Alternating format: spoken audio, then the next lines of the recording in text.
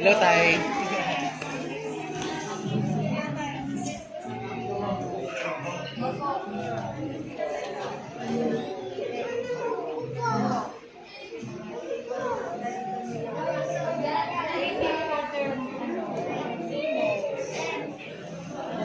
Lingkod mo, kung istorya ko sa buhay.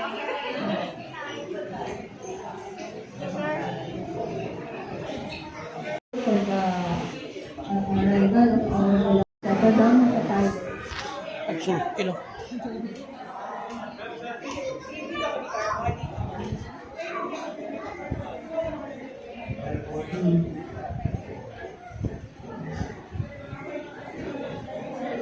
So everybody is very making today possible.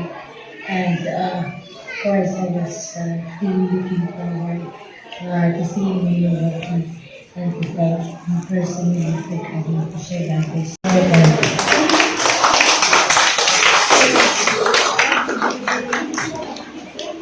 Good evening sa inyong lahat. Alam mo, every wala ako naging mayor, ay talagang pupunta ako dito. Kaya, the merriment of Christmas. Nothing more except to make my fellow men happy. Alam mo kasi, ang advocacy ko is a human being. I am not into religion, religiosity. I do not believe in the church. Of course, I believe I have this deep and abiding faith in God. Pero, an experience ko siguro bata pa rin. Hanggang merong hindi magandang karuman ko. Either you come out very hindi man holy, because inside you come out corrupted. Hindi corrupted spirit. I'm referring to the mga gay na pare sa panahon. So, Wala si Roger. di ako masyado dyan sa simbahan. Ang sinasimba ko yan. Now, I cannot see how I can serve God effectively or productively. Kasi di ko maintindihan na kung talagang ako ng simbahan and confess my sins to another idiot, tapos it gives me the blessing, I am okay. At ang nakita ko, I'm not criticizing anyone. Yung nakikita ko. But the only thing is yung limos. Pagkatapos yan, fiesta. Wala akong nakita na panahon na may silbi ang reliyon ko sa buhay ko. I do not even see, although they are loud now, kung ako nakita, earthquake, typhoon, flooding, it's always the military and the police. Kaya nga dinubli ko yung sweldo ng mga to eh.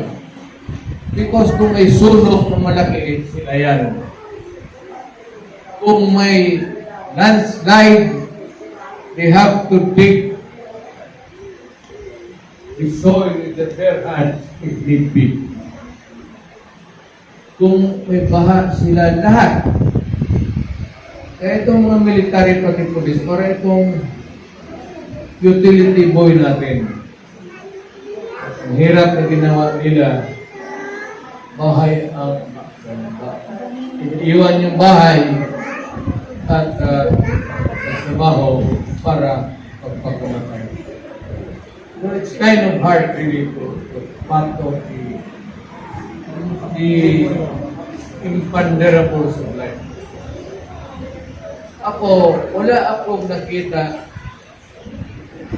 na aside from yung mga fiesta, then ayaw ko na sa simbahan. I'm not criticizing, I'm trying to explain to you my hindi ko talaga, walang sila. Pagsimba, pagkatapos what? Bigay ka, then kalawat ka, and then you pray. What's it? Bakit pa ako mag-confess na kasalanan ko, mag-communion, at pagkatapos, pag hindi naman rin pala ako ng patawad sa Diyos. So bakit i-diretso ko na? Aside from that, paglabas ko, religion means nothing. In day-to-day life, it does not help. It is just a matter of calling on God to help you. You need not spend time in church. You just pray even if you are in the bathroom sitting on a chair. Oh, ganon ang... So dito ako sa kapwa ko tao. And when I was mayor, even president, ginawa ko na halos na magagawa ko sa kapwa. Dito naman sa mga bata. Kawawa. Kawawa sila. Minsan, sabi ka, you begin really to question the God. Sa karaming dyan, bakit ito? At huwag naman ako sanang misconstrue. Pagkarang karamihan ka po, bakit ito pang mga ulila? I do not know if there is isa lang akong kaibigan pumatay yung bata. But sa karamihan nakita ko, there has to be something in the nutrients kain nila or something spiritually missing in the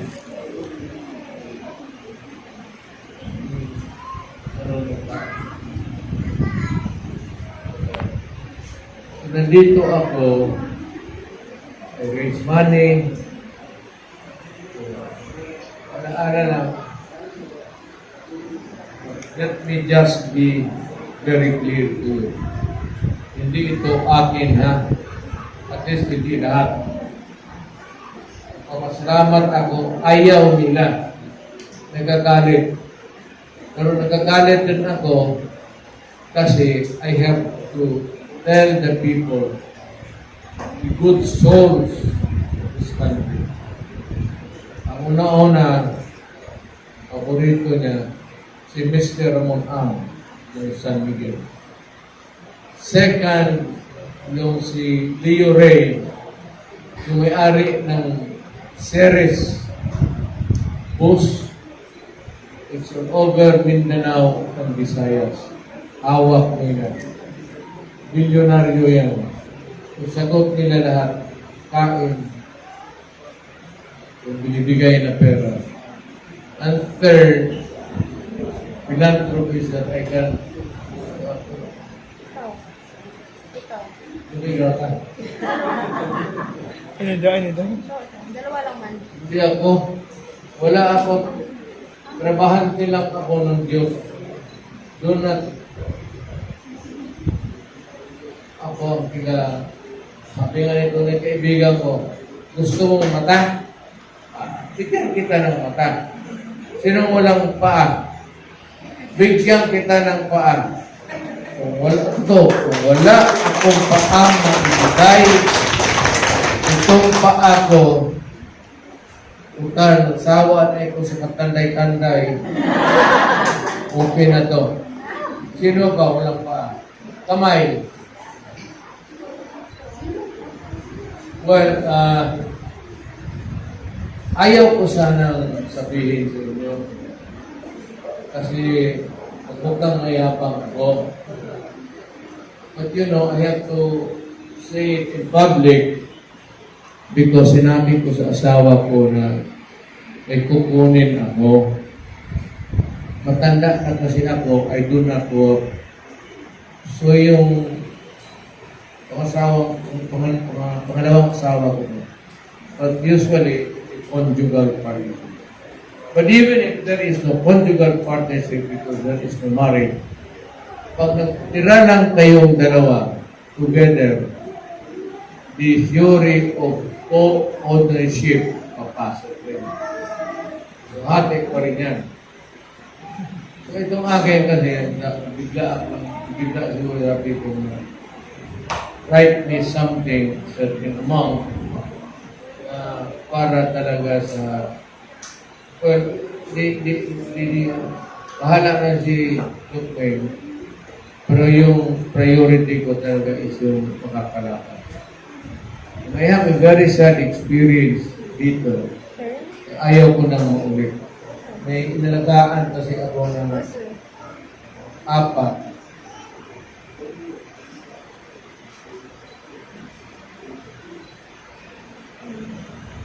Nilagaan ko ng gusto kang lumaki. Utang ko ng problema. One day, may paana sa aluminum, yung titanium. One day, lumaki na. Isoy pala yung buwang eh. Wow.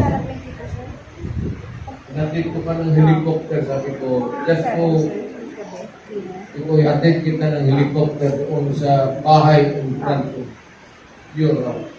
Ginawa ko talaga. Yes, sir. One of my trips dito sa iso, itong hapon ko, yung binigay ko para sa nalaman ko na doon siya na sila siya. Tinanong ko si Lupay, sabi niya, balik yung leukemia. Alam mo ba, 4 sila sa babae, bukod yung paa. Sabi ko sa girlfriend ko noon, ipasyal mo sa bulsa. Hindi mo bagay. Alam mo, ang hiningi ng 4 sa tayo babae, sapatos. Iyak ako na sarili. The 3 died. Yung pinapaaral ko sila dyan sa Immaculate Conception, malapit ko ang bibig. Yung isa okay na. Yung tao. It's good. Yes, special. Ito mo, doon pa rin. Nakatakbo rin.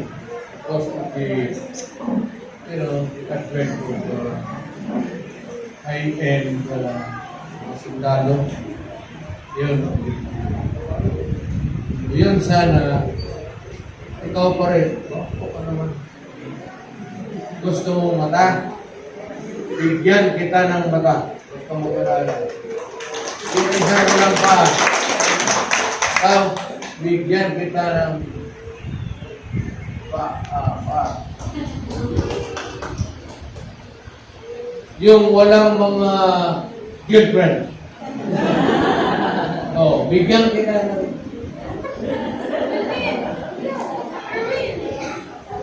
I'd like to tell you a story. Slide na na. Slide na na.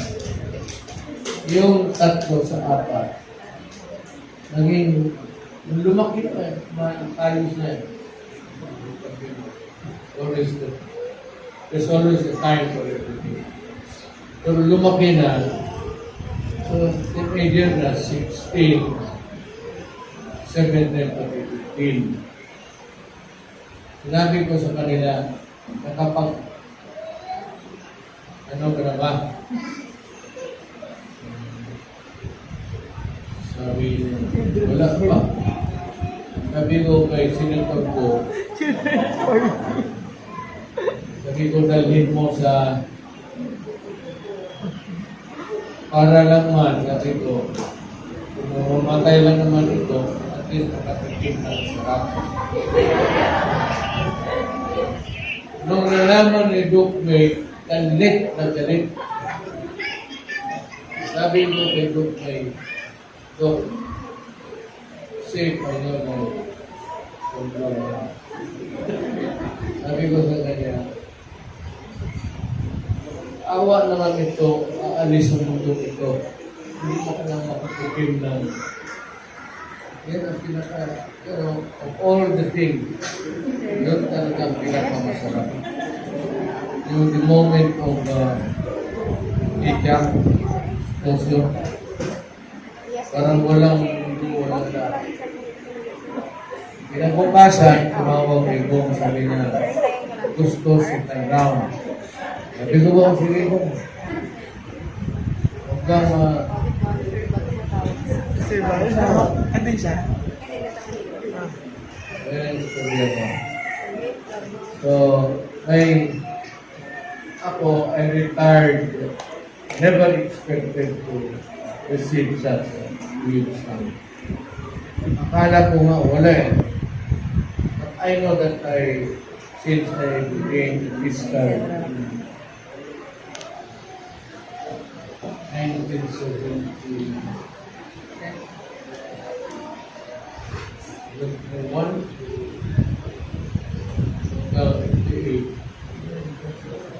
naging mayor ako. So malaki ang pension ko. All in all, para rin maraman ng mga tao. Alam mo kasi kung politika, pag sabi ang mga idiyoto, where did you get the millions that now so, kami na but sinabi ko, I would like to share sa 23 million. Sinabi ko na I will share yung pinita ko sa pension, sweat and tears. Ibigay ko sa may pare para sa utang.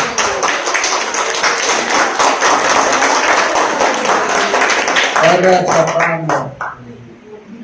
part of my gratification, pension and giving the House of Hope Foundation Turkey 3 million.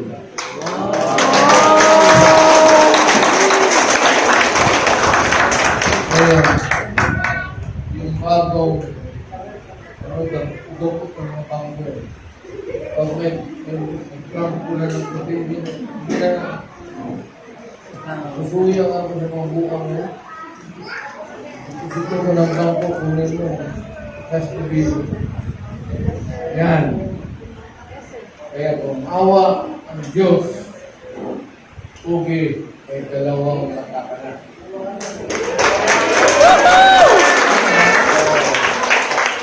Yan ang unuhan ng kanila. Bigyan ng ako. Yun din ang nangyari doon sa una. Daan ako sa ward, hinawakan ng pa ako. Sabi na, Mayor, kaya mo na, bukas, sabi na doktor, tuloy na ako. Wala na ako pa, hindi mo ako na pa. I could not answer directly because I was feeling so much.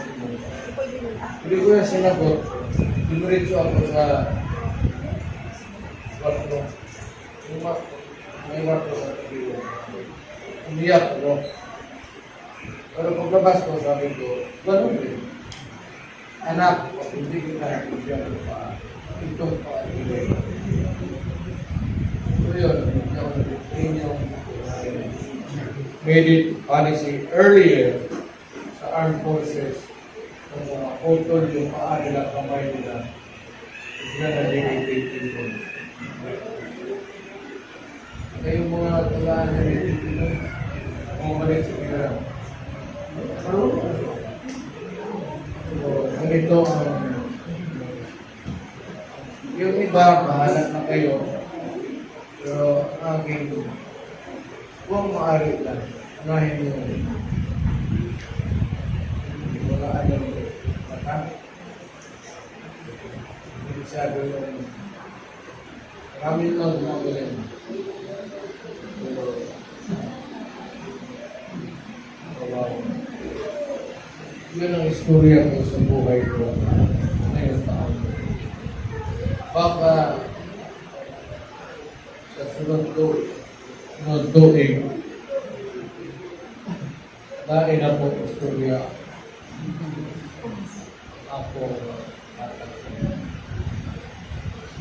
But before I go, I'd like to greet everybody very, very Merry Christmas and a Happy